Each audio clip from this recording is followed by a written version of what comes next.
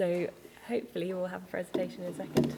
But I guess in the meantime, so yeah, my name's Dr. Jenny Molloy. I'm at the Department of Chemical Engineering and Biotechnology at the University of Cambridge. My name is Stephane Fadanka. I'm the Executive Director of Mboalab, a community-based innovation hub based in Cameroon. And so we've been collaborating with each other for since 2019 on looking also at local manufacturing. So Lucia has given an excellent introduction to that, but in the biotechnology space. This is the end of the presentation, so I don't know if it's possible to go to the first slide.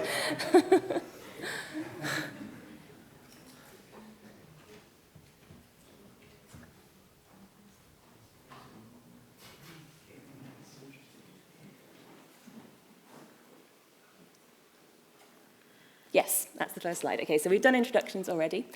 So the reason that we're interested in manufacturing with biology is that biology is really the future of sustainable manufacturing of very many useful technologies. We've already heard about vaccines today, so a very obvious example, diagnostics, but also biofuels, medicines, clean solutions for textile industries, for example. A lot of biotech is reaching out into different sectors. And that future is already here. We're seeing a lot of developments, also particularly around industries that historically have used petrochemicals, moving more towards biological manufacturing, but it's not very evenly distributed. So this has implications. There's a quote here from the director of the Africa CDC that during COVID, many countries in Africa really just couldn't purchase diagnostics products, partly because the manufacturing base is not there, so you're relying on importation, and unfortunately everybody wanted diagnostics products at the same time. And so, I mean, he highlights the collapse of global cooperation, but this was a sort of a challenge that would only came about really because of the sort of the very centralized nature of manufacturing, but the distributed need around the globe. So you can see this backed up in terms of trade data, so in terms of export of laboratory reagents, for example, so the components of COVID tests. The darker blue is where they're mostly manufactured, and the lighter green is where there's limited manufacturing, and you can see that there just is not so much happening on the African continent right now in terms of laboratory reagent manufacture and export. In terms of the innovation landscape as well, this is also reflected around pretty much the same kind of geographic boundaries. And I think those two are linked. It's difficult to do innovation with materials that you do not have or have to wait a long time to be delivered. And in terms also of kind of the research base, so we think about engineering with biology. Other names are kind of synthetic biology, but really if you look at the kind of the sort of split of papers as well, there's a really clear kind of reduction in low middle income countries, including Africa, where 118 papers have been published with the phrase synthetic biology in them. So this is really a kind of a landscape that is really ready for an increase in activity. And the great thing is that there's actually a lot of freedom to operate in terms of kind of creating commercialized and impactful biotechnologies.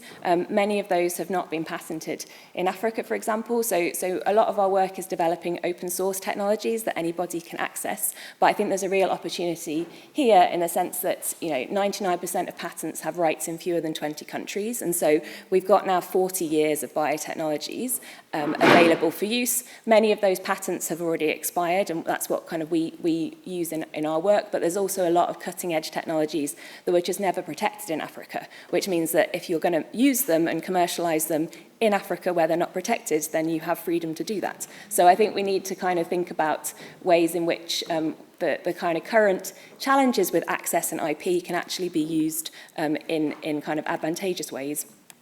So that's the background. So I set up the Open Bioeconomy Lab, which is my research group, in 2018. And our kind of main aim is building this globally inclusive biomanufacturing value chain. And so some of the ways we do that are producing open source toolkits for biomanufacturing. We then apply those toolkits to addressing sustainable development goals with a major focus at the moment on diagnostics, although we are opening up our horizons. And we also do quite a lot of work around policy. So how can you actually make that happen in real life? So I've worked with the World Economic Forum, the World Health Organization, and numerous other bodies in terms of trying to think about how to actually make this real.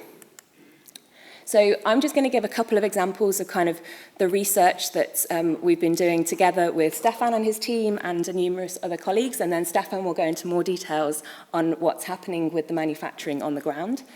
So the first thing that you need if you're going to make something biological is typically the DNA that encodes that biology, and also an organism to grow it in. We tend to use bacteria like E. coli, so they're reasonably easy to source, but you need a lot of different types of DNA to make useful products. In our case, we're thinking about enzymes, so these are critical for things like diagnostics, so for example, the components of PCR tests, but they're also extremely important for research as well. And so in order to produce enzymes, you need the DNA that encodes those enzymes and plus a bunch of other kind of bits of DNA. And so one of the things we've been working on is open source, readily available collections that have all of the components in them that biologists can then use. And so this is our open enzyme collection, which was designed by Mboalab and many collaborators across the world, synthesized by the Free Genes project at Stanford University, and is now distributed completely for free, so people can get it anywhere in the world, including free shipping, and use it in their research.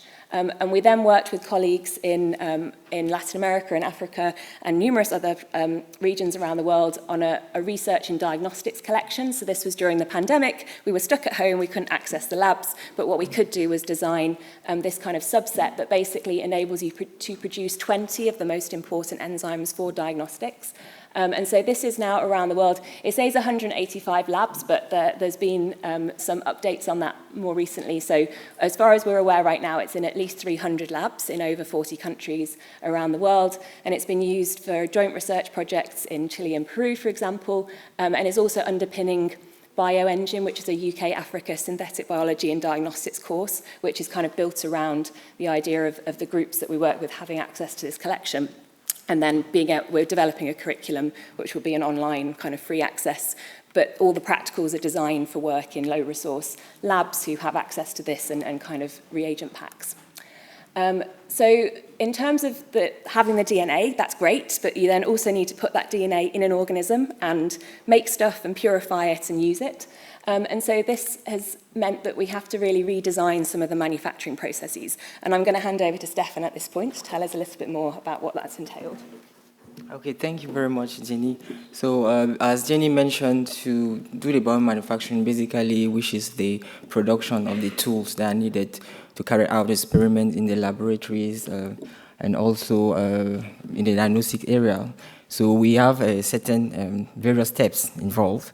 So for the case of DNA polymerase, you need to, as Jenny mentioned, grow bacteria, induce the protein expression, later on carry out with the purification, and then try to check if the protein you've expressed is viable.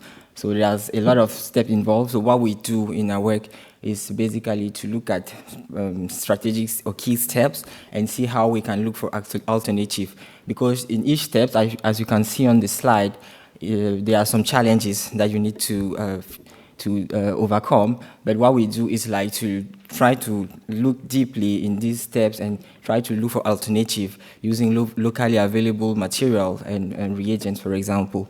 I will just take the case for this particular one, like to incubate. So normally you need a shaker incubator, which are basically a commercial equipment. And they are quite expensive, but what we do, we move to plate-based protein expression, like it's an optimized protocol that we develop. Basically, you don't need any equipment, you just grow the bacteria on a plate and you can collect the biomass protein expressed. We try to add some other steps, for example, here, to check the quality of the protein you've expressed, you need to carry out XGS page. Often using dangerous chemical and mostly in Africa, in our lab, for example, we don't have the right equipment to work in a controlled and safe environment. So one thing we did is to use green hydrogel and safer chemical or alternatives. So basically that's the work we do. We identify specific problems within the steps and then we try to overcome. I'll just continue. Like this is to shed more light on the protocol I mentioned, like plate protein production. So basically, to induce the production, you need to use particular chemical. Often is IPTD, but we've came up with a protocol that can use lactose and in replacement of IPGs. Lactose is commonly more accessible globally, and we even made some trial with the powdered milk that is locally available in Cameroon. So it's having exactly the same result as we can see on the SVS page. So we even went further to check whether we can use fresh or boiled milk to actually produce the protein. So there's the video. I don't know if you can play. Sorry. Actually, this is a video. Yeah, I'm not sure if whoever's controlling can click. Yes. Maybe not. Yes. So We can skip that. that's the other video. Yes. So that was a video to introduce. Let me just cut and go back to the first slide, please. Yes. So basically here, it was just a video to show how you can use the protocol I was mentioning. Basically, normally you have to grow the bacteria in conical flask in a liquid environment. So what we came up with is basically to use plates. What we have to do is to inoculate the plate, and then the next day you incubate at 37 degrees. The next day you have, you can see here, those are bacteria that you can basically scrap. And the bacteria are already having the protein expressed. So you can just collect the biomass and move to downstream analysis. Unfortunately, the video can't play, but it's just very simple. Basically, what you have to do is to collect the biomass and the protein and then purify and move to any other downstream analysis. So as like to kind of to give some information about the amounts and the pertinence of the protocol. So in one plate, for example, that you just saw, you can do you have enough enzyme to carry out 1,000 PCR reactions. So it's really effective, it's fast, and then you can have high yield, like you can see. So the gel is just to show in terms of amounts that you can see, you have quite a lot of protein expressed. So another thing that we do is actually to share this knowledge. We do have internship at the lab, so we often have regular internship training sessions with university students, local researchers around who can have hands-on experience and specialized training on the protocol we do. But we also share this protocol with the global community through protocol.io and other platforms.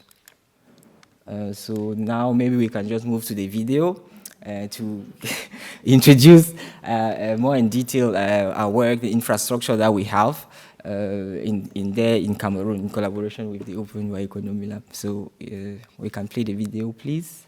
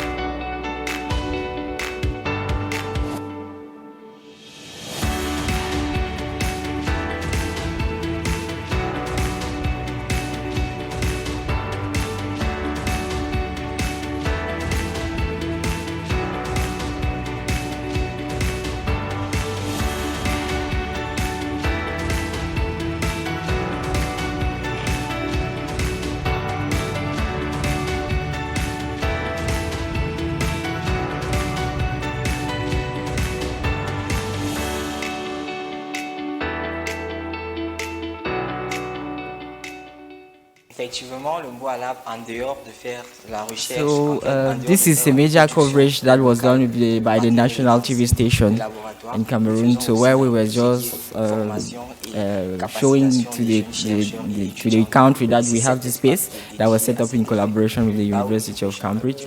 It was an occasion to introduce the space, like what we have, what can be available for local researchers, because communication is so important, as we've discovered. So you might have these great resources and tools for people, but if they don't know, that is actually accessible and available to them. So that's why we are using various means of communication, like TV station, radio. We have WhatsApp groups. So this is just to illustrate that. So I mentioned the training. We have a recurrent training sessions and interns coming to the lab. So now we also try to apply all these innovations, these technologies in a kind of more structured entity, which is beneficial bio. It's more like the business. We are trying to apply all the knowledge we've gathered in the production of these tools in a kind of structures, business entities.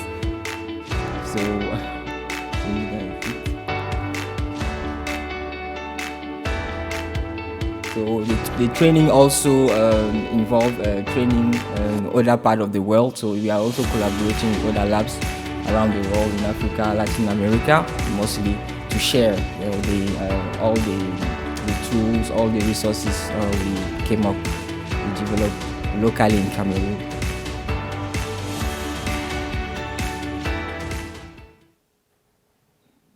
Okay, so I think the slides continue.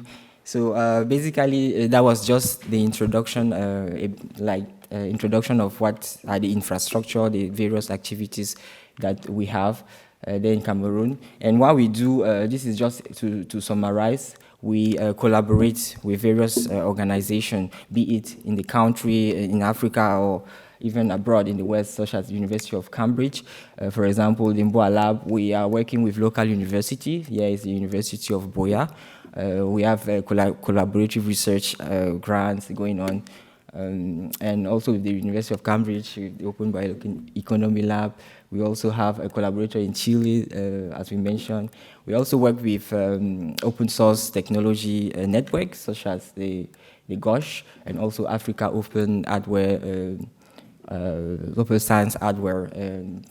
We also work with Mboalab and a lot, the Center for Research of Infectious Disease also. So beneficial bio is like a catalyst, like taking this whole collaboration to bring this technology, whatever innovation that comes from it to the local ecosystems and communities. So in Cameroon, we have the IFIA, which is basically the largest repository of students because it's an international fair.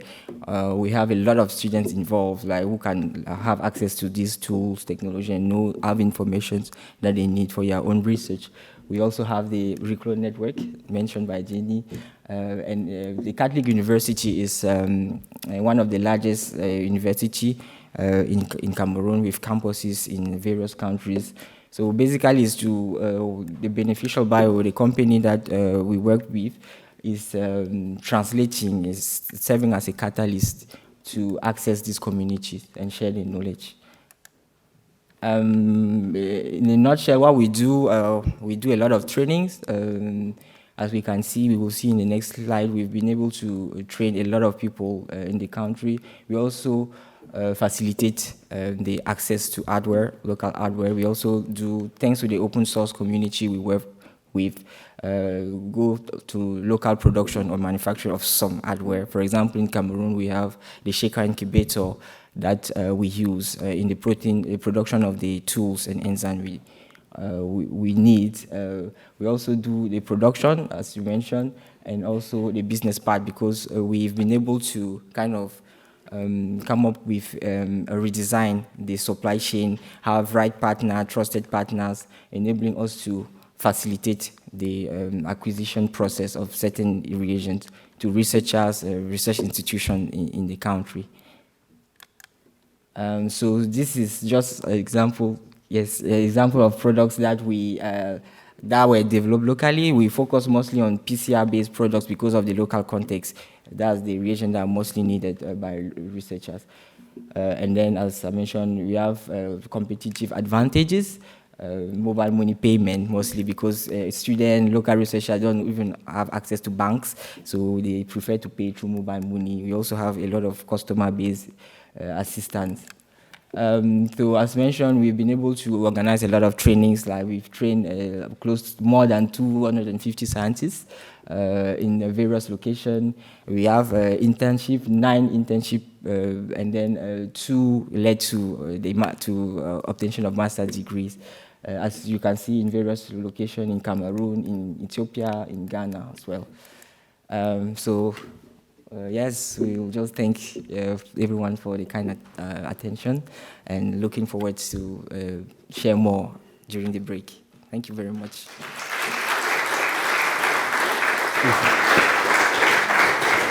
So, thank you, Jenny, and thank you, Stephane.